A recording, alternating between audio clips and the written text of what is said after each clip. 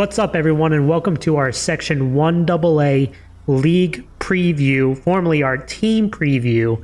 I am Frank Langella, joined with my co-host Marsilio Langella.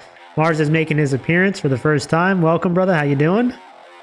It's good, man, and we're finally back in football season. I gotta say, it feels like it's been a while, but at the same time, it feels like it was just yesterday that we were talking about the section championships, and a lot of people were making hype videos with our faces on it, our speeches and everything. So I'm excited for us to be used as sound bites again. So it's good to be back.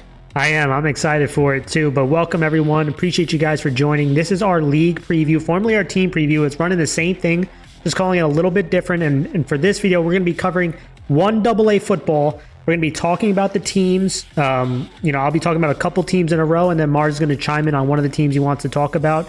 We'll talk about, the overview of the team and our thoughts on them and some players to look out for. And just want to make it clear, if we don't talk about every player, this video can go on forever. It doesn't mean we don't think that they're a good player, right? But we talked about talking with coaches, what we saw on tape, our thoughts are combined into this. And obviously, before we jump in, guys, make sure you hit that thumbs up, hit that sub button if you haven't already.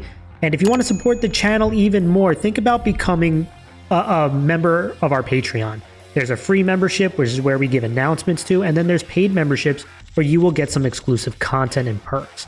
So it's a big boost for us. And if you guys like this kind of content, share it out to folks that you think would like talking about high school football. I mean, you guys are our biggest mouthpieces, and again, you guys are our greatest asset to spread the content, right? We're a small group, so this is what you're looking at.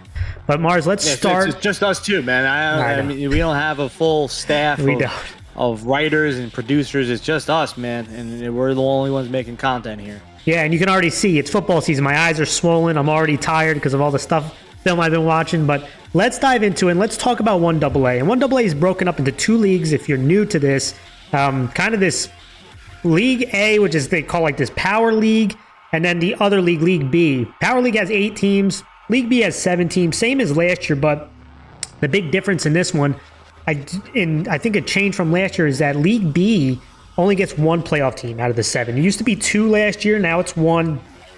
So you got to get into that top spot, and League A is giving 7. Another thing too, Carmel, who's been a powerhouse in the league the last, obviously, few years, moved down to A. Clarkstown South has moved up to AA, so we have a new team here. First team we'll talk about, we'll address League A. That's the 8-team league, and I want to start off with Arlington. And Arlington, by Coach Morano, last year they went 3-7. They didn't make the playoffs out of that group. They lost to Carmel in the quarterfinals. And over the last 4 years, Mars, they've won 62% of their games, which is third out of the 15 teams currently in AA.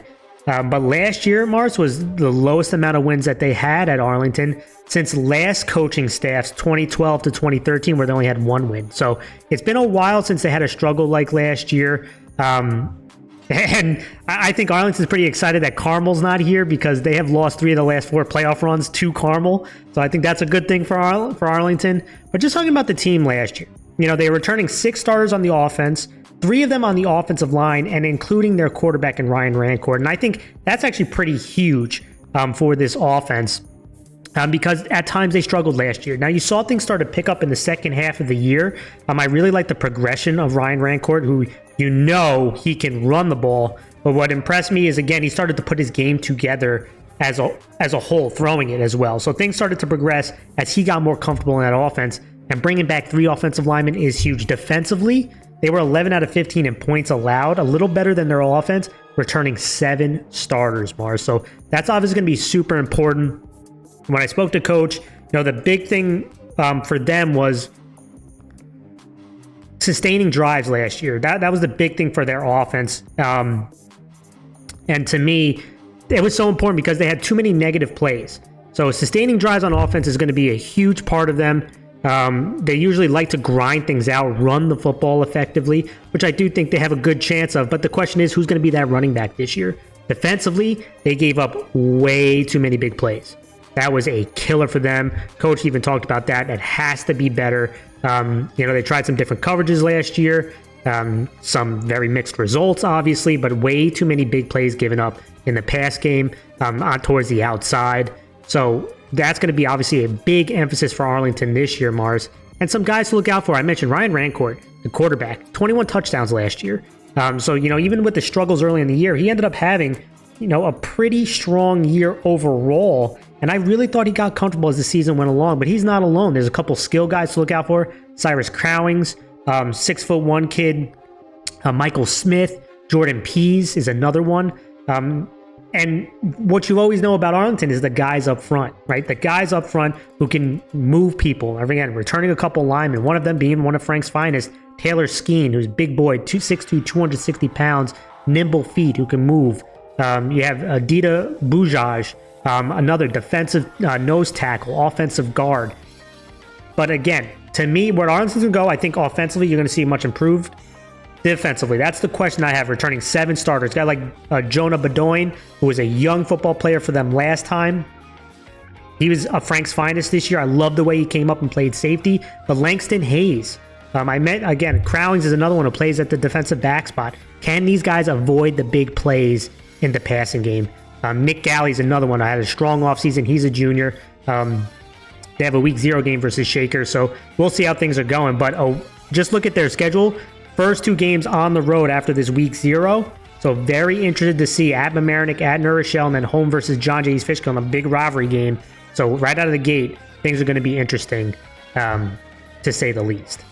Next team, Mars, and then I'll pass that to you, is Clarkstown South. Coached by Coach Scarpelli. They went 5-4. They were in A last year. They lost at Somers in the quarterfinals. In the last 4 years, they've won 57% of the games, puts them 5th out of the 15 teams in AA so far. Interesting note to me, it's the first time they're in AA since 2021, and they have had at least 5 wins, Mars, in 10 of the last 11 seasons. So consistency is the big thing that I have seen from Clarkstown South.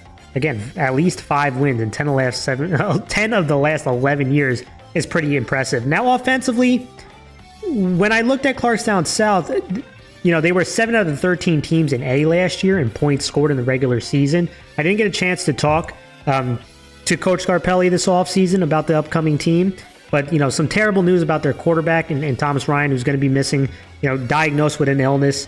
And, he was a big-time player for them. I reached out to him, asked him a couple plays, and he still shows he's got tremendous leadership.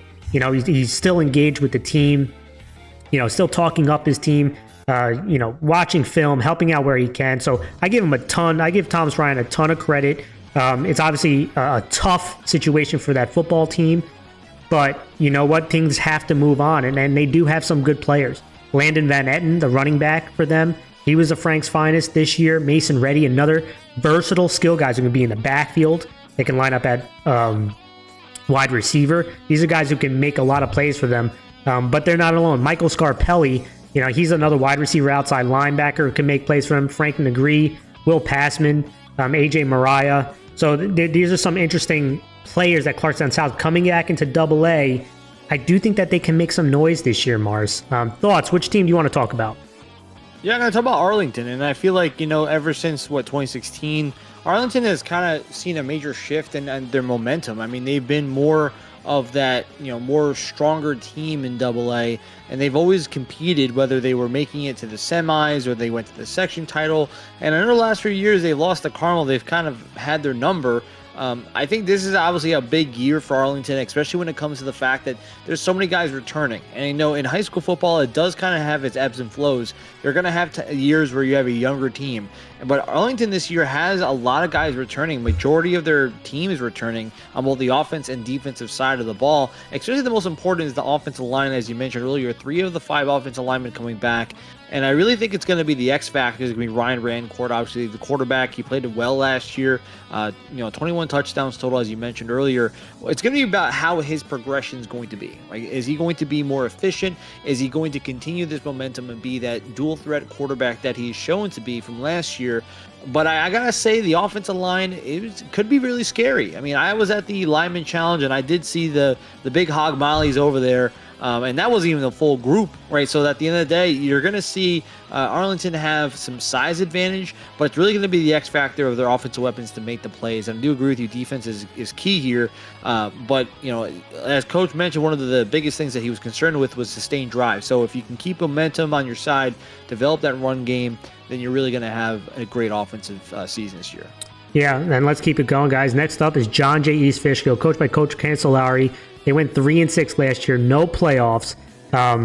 Last 4 years, and Cancelari has been the head coach since 2022, but the last 4 years they won 56% of their games, 16-11 their last 3 years, but 3 wins. It's the lowest since, not including the COVID year, 2004.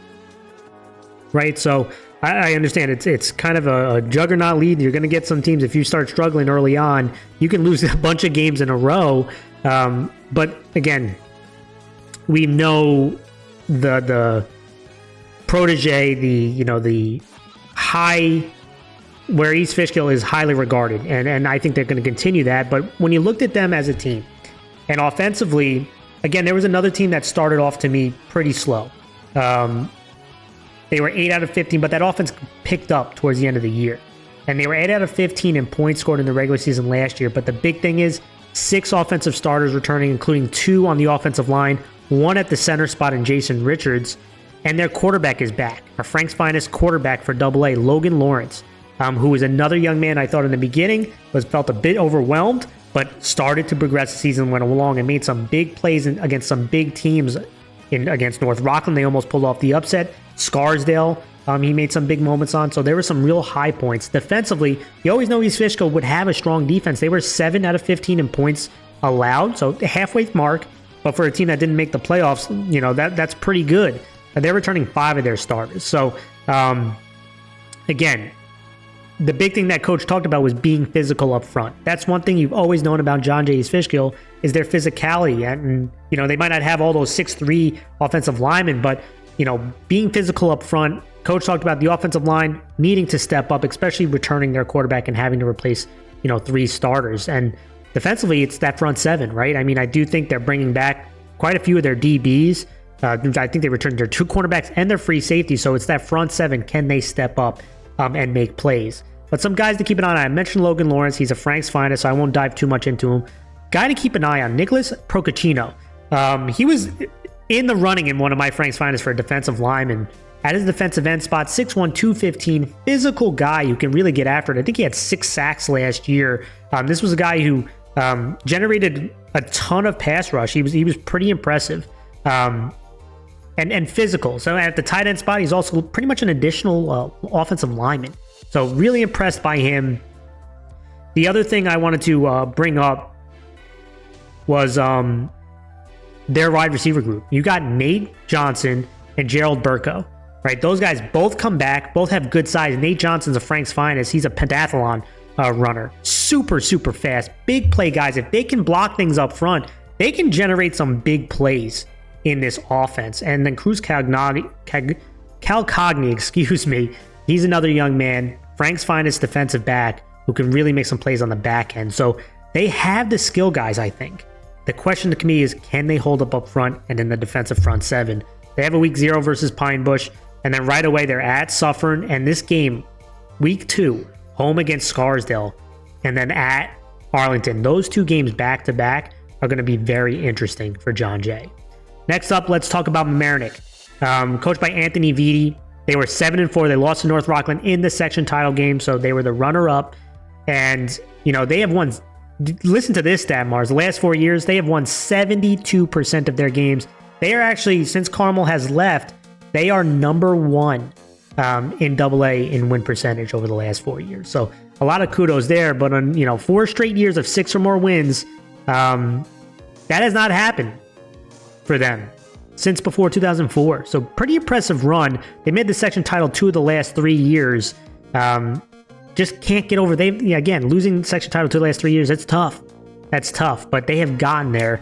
And a big problem I think that they ran into, they grinded out last year, had a bunch of injuries. To me, was offensively. They were 11 out of 15 in points scored last year. And that, to me, I think was the big differentiator for the team.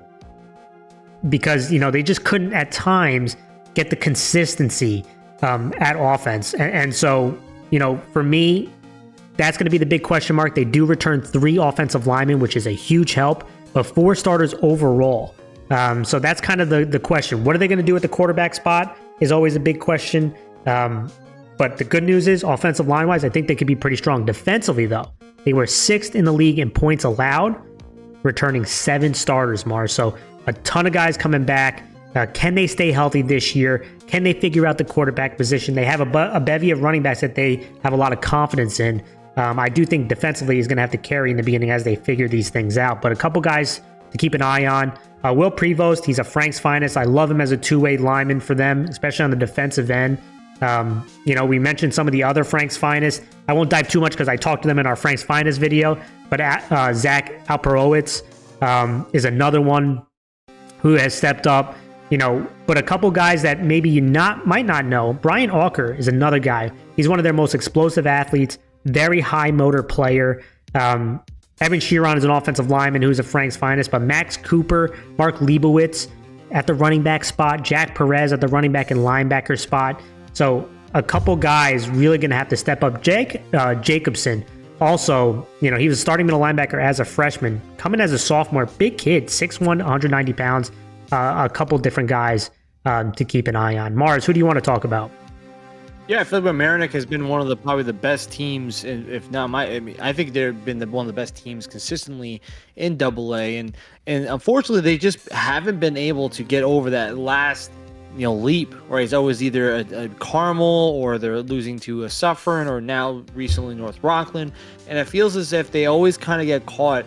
And whether it's injuries or just mistakes that just get them to lose in those big games where they've been consistently winning and they've been dominant, especially when it comes to offensively. They've been really good. I know last year they really did struggle, and that was kind of their biggest weakness. But I do think that having 3 of the 5 offensive linemen returning does help. But I think defensively, that's what their biggest strength is. So I feel like with all these guys returning, it's 7 out of the 11, it does help them a lot to keep that consistency. Now, obviously, having Carmel not in the league as well does kind of open the door to see who else is going to be another powerhouse. And Mamaroneck has been very consistent. So it's not saying it's going to be a cakewalk, because you do have North Rockland, you do have Scarsdale, you do have a lot of these other teams like Arlington that they're all going to be competitive. So I think Mamaroneck is definitely a team to watch this year. Yeah, and let's continue. Next up, New Rochelle, coached by Coach Rhett. Last year was a tough one, right? And didn't win a game. Obviously, it's been a long time since that's happened, and the big question is, how does New Rochelle rebound? And when I spoke to Coach, he brought a lot of confidence in the work that his group has done. And I spoke to them at Media Day. They exuded that confidence, that New Rochelle confidence, that they can definitely rebound. So very interested to see how they do it. The good news is, again, they're returning 5 offensive starters, 2 on the offensive line, including their quarterback in Ethan Parnell, who, coaches raved about his work ethic, that he's put in a lot of work. He's really worked hard, and they're going to need these veteran guys and these new starters to step up, because last year, they were 15 out of 15 in points scored in the regular season, right? So that's obviously going to be the big test for them. Defensively, they have a lot more holes. They're only returning 3 out of 11 starters, right? So a lot more holes defensively they have to fill in. But Coach feels they're a lot faster this year. He feels they're much more suitable. They're much more suitable for the grind of this league. And so very interested to see how things come together for them. But they're very impressed with, again, a couple backs that are coming back, some transfers coming back. Third down, a big thing is getting off the field on third down. That's where they really struggle to give up some big plays in some key moments. So some players to watch. For me, their quarterback, I mentioned the junior in Ethan Parnell. They were impressed with his work ethic over the summer. But Randy Morales Jr., right? He is one of the Frank's finest running backs, and for good reason. He's not a very big guy, but he runs hard, man. He is difficult to bring down. Vasson Ingram Jr. At left tackle spot, very good down blocker for them. Jay Stevenson, he's a guy who transferred back from Mount St. Michael. I spoke to him at Media Day. going to be an important two-way player at the wide receiver spot and defensive back spot. I like that he can also play in the slot. He was a safety. I'm interested to see what they do with that. And a couple guys, Luke Zaganino came back from Iona Prep. Coach he's excited about his return as well. So a couple transfers can really make a difference for the team this year. So definitely interested to see how New Rochelle holds up. And when you look at their schedule, they're playing East Ramapo in week 0. Then they are at Scarsdale. I think that's going to be probably its first real test to see where New Rochelle is at. Is that a week 1? Ramapo in week 0 is going to be very interesting, but that away game at Scarsdale, that one's going to be a tough one. So interested to see how that one comes together for them. Next up, let's talk about the champs, North Rockland. Coached by Coach Hickey, they went 9-3, won the section title. They've won 63% of their games the last 4 years, which puts them at number 2 in win percentage out of the 15 schools in AA. And 9 wins is the most wins in a season for North Rockland since 2011. Marcin, do you know what happened in 2011? They won. They won a section title. Yes, absolutely, Mars. So they won that section title then too. So when you look at them offensively, they were 3rd in points scored out of the 15 schools in AA and in the regular season. I really like the way that they can run the football, but they're missing a ton of the backs have graduated, right? Some receivers have graduated, so they've lost a ton of skill guys. They returned 5 of their offensive starters, but 3 on the offensive line. That obviously is a big boost for them. Their quarterback is also returning in Chase Perini. Coaches really like the way he has progressed this summer as well, has been working hard. So that's a good start, right? You have a couple offensive linemen back, you get your quarterback back. Now can they figure out some of the skill position? That's going to be the big thing. So can this offensive line carry things while they figure those things out? But here's what really helps. Defensively, Mars, 7 starters returning for this defense. This is a defense that was 3rd in points allowed out of all the 15 AA schools. So really interested to see, can North Rockland make its way back to the section title? It's going to, I think, start off with that defense. It's got to play hot, like fast, to allow this offense to figure things out. And some players to watch, about some of the Frank's finest and Tyler Prisco, Noah Kuglazak. Again, on the defense, they're really cornerstones for them. Chase Perini, I'm interested to see at the quarterback spot how much he progresses. That's going to be so important for this offense. Lucas Vargas on that offensive line is going to be huge. Chiam Fountain is another guy. Those are the guys who are going to have to really dominate up front for them as they figure out these backs. And some guys to keep an eye on. Chris Norman, Jacob Rodriguez on the defensive side, the junior. Dom Thierry is a returning offensive lineman who's also a junior. So quite a bit of juniors here. And then some of these seniors, and Brett Tuckey, Osina, Vega. These are guys who are going to have to step up for this team as they figure some of these holes out. But Mars, before you go into their schedule, away at Clarkstown South, they have a week 0 versus Curtis. And then their first couple games at Clarkstown South, home against Mamaroneck, home against New Rochelle. So, interesting start to the season for them. Who do you want to talk about, Mars? I'm going to talk about North Rockland, and I feel like for North Rockland, the fact that you think about your secondary, you had 3 guys go D1, 1 went to a prep school. I think you mentioned Coach had stated that this was probably one of the best secondary groups in the state, if you think about it as a collection of players. They were, which you know what I mean, like that. It's hard to replace that, right? And I feel like that is going to be a defining kind of moment for this secondary, is that they do need to kind of look at themselves and say, yes, we are stepping the shoes of titans, right, in our school, but we now have to step in and really try to fill that gap. And I really do think that is the biggest X factor for North Rockland, is that if their secondary can, because if you think about their scheme, it's always kind of been along the lines of, we're going to, send the heat, and we're going to put a heavy kind of dependence on our secondary to really play man-to-man or really be put on islands. And, last year they did very well with that, and they got to the quarterbacks. Their defense was phenomenal last year, and they do return a lot of guys. But 7 out of 11, well, the 4 guys that they're losing are secondary players. So it's almost kind of like they have to have those young guys now step up and really have to kind of carry the weight of those guys that are gone. So North Rockland is going to be a really interesting team to watch this year for me. Yeah, I agree. Let's move now to the last two teams of the league, and then let's talk about Scarsdale. Scarsdale is a very interesting team for me. They went by Coach Verbois. They went 7-2 last year, lost versus Mamaroneck in the semifinals. They've won 61% of their games the last 4 years, which puts them fourth out of the 15 schools in AA. 7 wins, Mars, is the most wins they've had in the season since 2016. So they had a very impressive year last year. I didn't get to talk to Coach, but they had a strong year last year, and I do think they could surprise some teams this year. They were number 2 in offense last year. Obviously, a run-heavy scheme. They lost a stud fullback. They lost their quarterback, but they have a couple other guys who can come back and make some serious noise in the backfield. Defensively, though, that's what really I loved about this team. They were really good defensively. And if they can continue that kind of, tough nose, run to the ball, even though they're not super big, I was super impressed watching them defensively. And if they can play close to defense this year, they have a real chance. So just some of the players, since I didn't really get to talk to Coach Verbois in the offseason about the upcoming team, but some players to keep an eye on.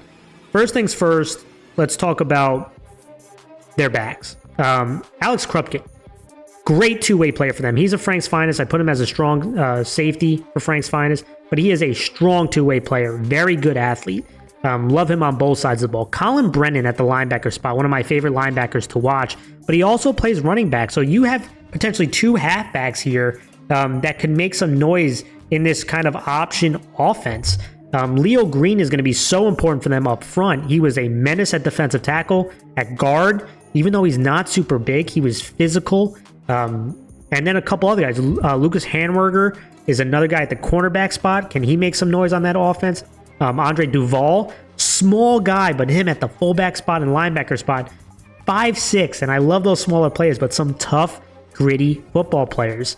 That's going to be so interesting. And looking at their schedule, first couple games, home against Rochelle, away at Jay East Fishkill, home against Suffern. So they actually get, and then home against North Rockland. So they get 3 home games out of the first 4, which again, I think that's pretty good for them. Finally, to wrap it all off, let's talk about Suffern. Coached by Coach Mueller. Last year, they were 3-6. They lost at Mamaroneck in the quarters, and they are 19-17 over the last 4 years. And when you look at them overall from last season, offensively, they were 9 out of 15 in points scored. And they have a bunch of holes that they have to fill. They have 3 starters returning on offense, 2 on the offensive line, including a new quarterback. I know Pete Orlando battling for that position. Defensively, they do bring back some more guys, 5 out of 11 starters coming back. But their defense struggled, Mars. They were 12 out of 15. They gave up a lot of big plays. And the thing that really hurt them offensively, even though at times they scored a ton of points, was turnovers. I mean, turnovers were absolutely brutal for them. They had over 10 interceptions last year, and they got into a bunch of long third downs, which was hurt. Defensively, have to tackle better. That was the big thing that coach emphasized. And when you look at the players to watch this year for Suffern, obviously starts up front. Bryce Bacchia is one of the best centers in the class, which always helps. He's going to have to be a super important two-way player. Michael Cromwell at the running back spot. He had some nice flashes, the junior, last year when he stepped in at the running back spot. Justin Fernandez is another one, the senior. Pete Orlando at the quarterback spot, like I mentioned. Jonas Van Dunk, he's a running back and defensive end. Him as the senior coming back.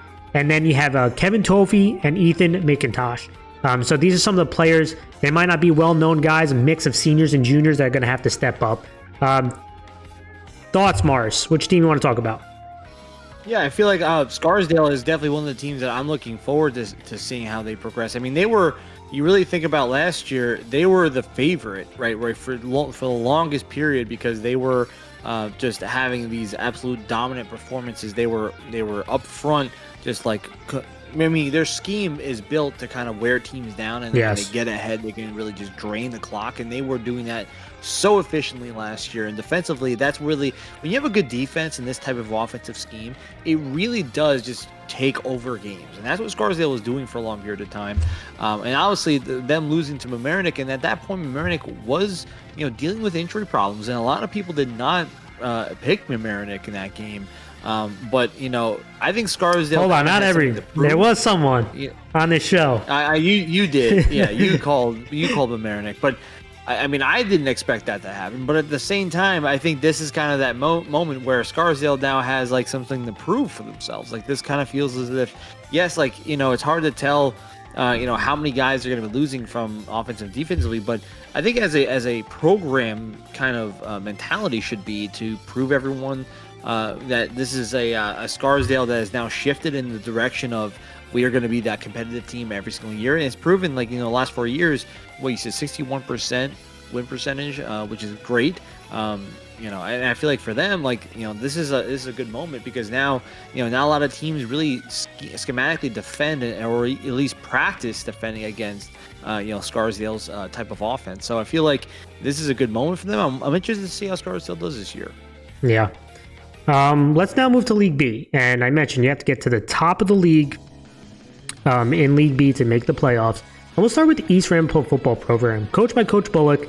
They went 4-5 last year in their first year as a program. Just missed the playoffs for them. They had a chance there. And when I look at the team come back and spoke to Coach Bullock, they have 4 starters returning on offense, 1 on the offensive line, and they have to get a new quarterback. And Espan Maldonado, and I apologize if I butcher names, guys. I'm terrible with names.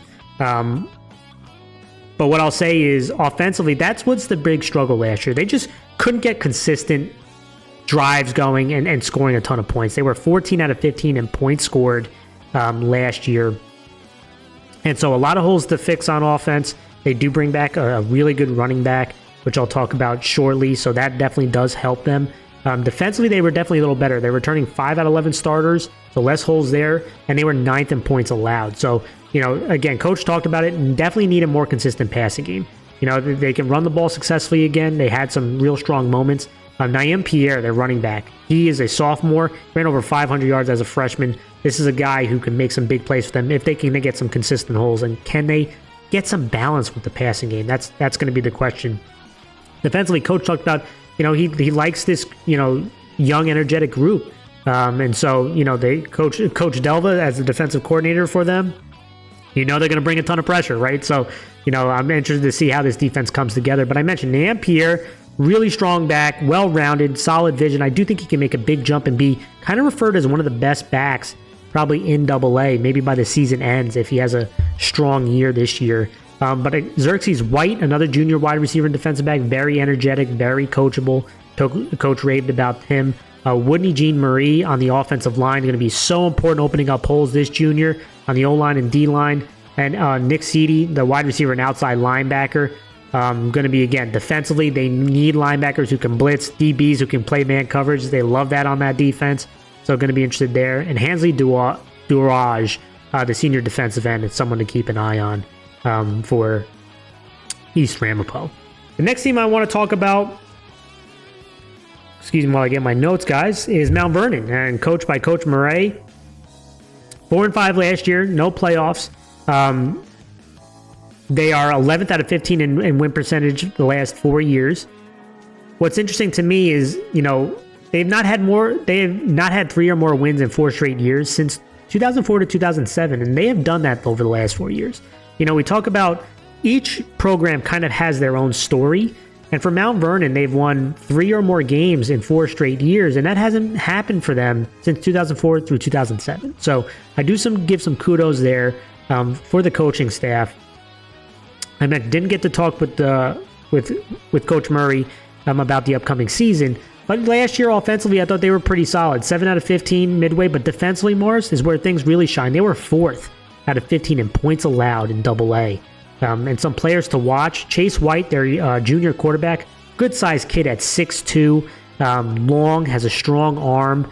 When you look at offensive line-wise, going to be super important protecting him. Antonio Hernandez is someone to keep an eye on. Johnny Rollin, a couple big boys up front.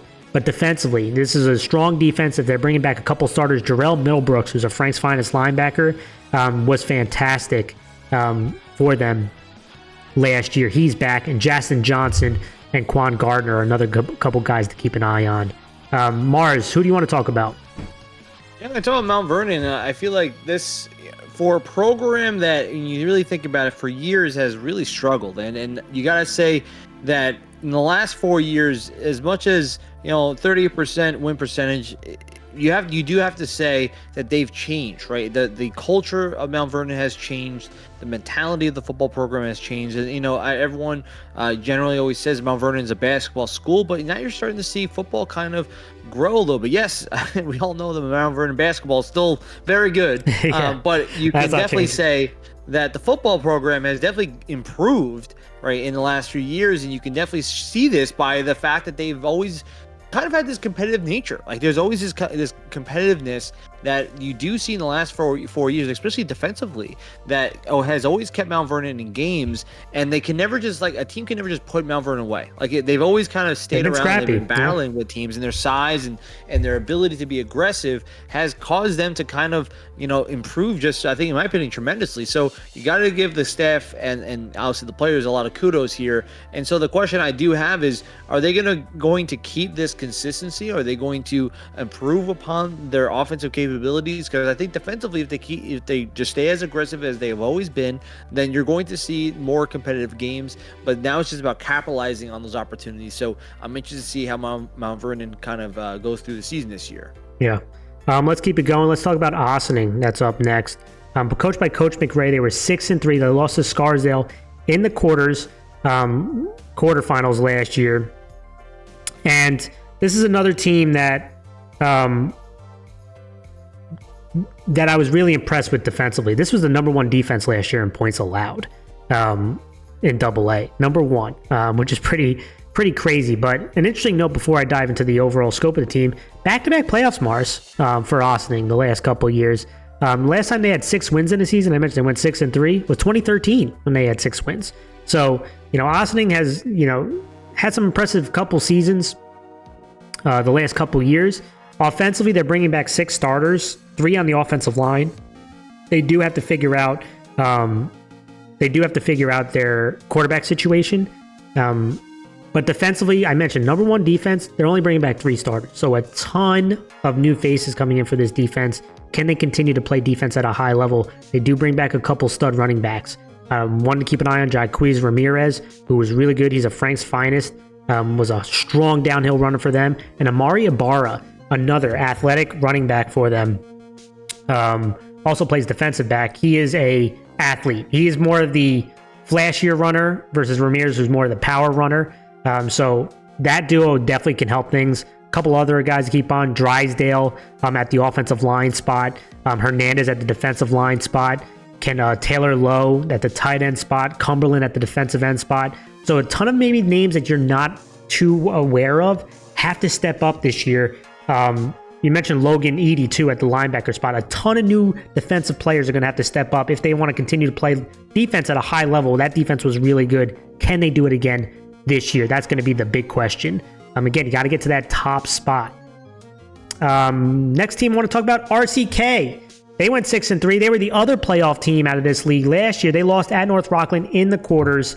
And to me, again, most wins they had in a season, Mars, since 2018. So they went 6-3. They had a really impressive year last year.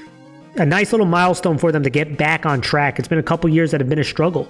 So when I look at this team overall, they were 5th on offensive points, 5th in points allowed on defense, but they have a ton of guys that they have to replace from last year. Last year was a very senior-heavy team. 2 starters on offense, 2 starters coming back on defense, 1 on the offensive line, and replacing their quarterback with a couple guys battling it out, Weekle and Riley battling at the quarterback spot. Interested to see where things have gone from there. But with so many new starters, Mars, they were really good up, blocking up front, really good in the run game. So what happens this year is going to be the big question. Can they continue that momentum? Is going to be really interesting. A couple guys to keep an eye on. Kalen Bieber. He was a Frank's finest defensive player. This guy's really strong at the fullback spot too.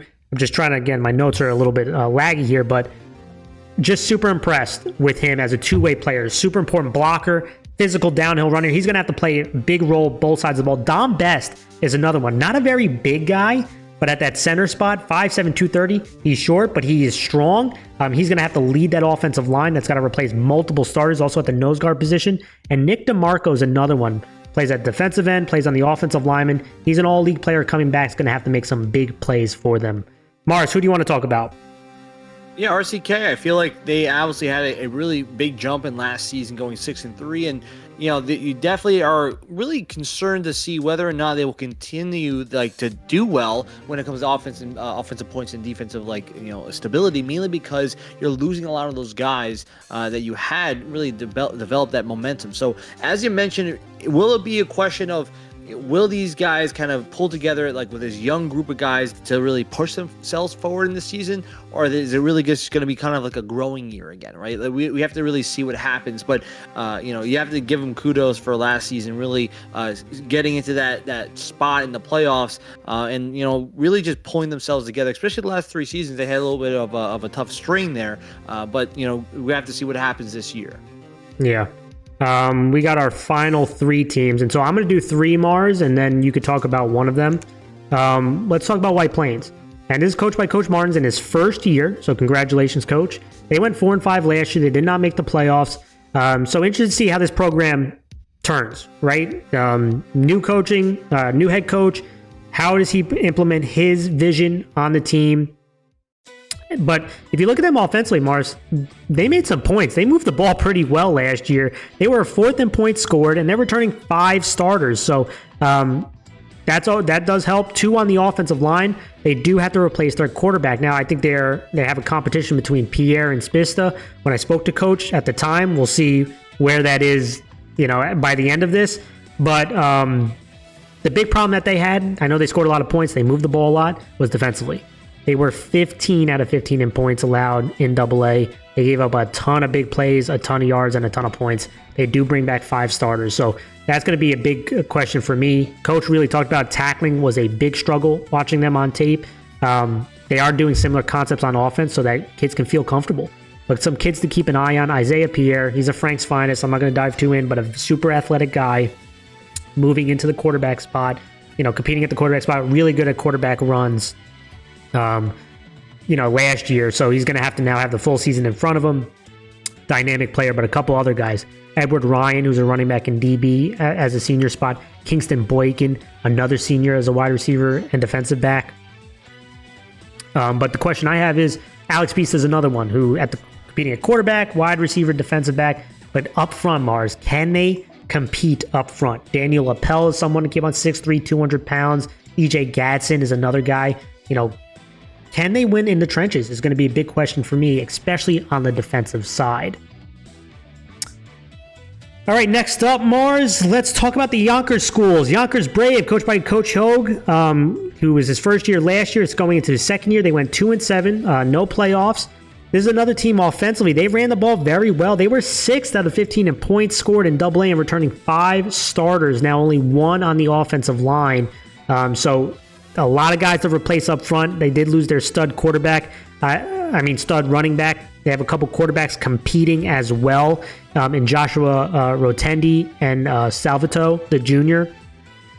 So interested to see how that goes. The competition goes. They're returning 4 starters on defense. And, the big thing is they're looking to expand, right? They implemented their thing. They had a bunch of big plays offensively. Defensively, they also did give up a ton of big plays. So that's something that they definitely have to correct. A couple players to keep an eye on. Xavier Marshall, offensive tackle. Big boy. He's a Frank's finest offensive lineman, 6'4", 320 pounds. And then a couple of the skill guys. Can they replace their stud backs? Look for Justin Espinal as someone to keep an eye on. And then Damari Dixon at the wide receiver spot. Coach talked about him being pretty impressed with his work. And then Ibrahim Kamara at the linebacker spot also plays some running back. A couple guys, some faces, and some names to keep in mind.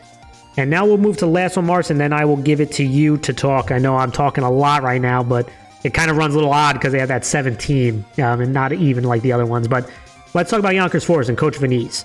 And offensively for them, they suffered some injuries. I remember, with the quarterback spot, which really kind of threw threw things in a flux at times for that offense. They were 13 in points scored, but they were so close on making the playoffs, even with the injuries, even with the uncertainty on offense. And they returned 5 starters on offense, 2 on the offensive line, but do have to replace their quarterback. Mulvihill is competing for it. I know Arachi is competing for it.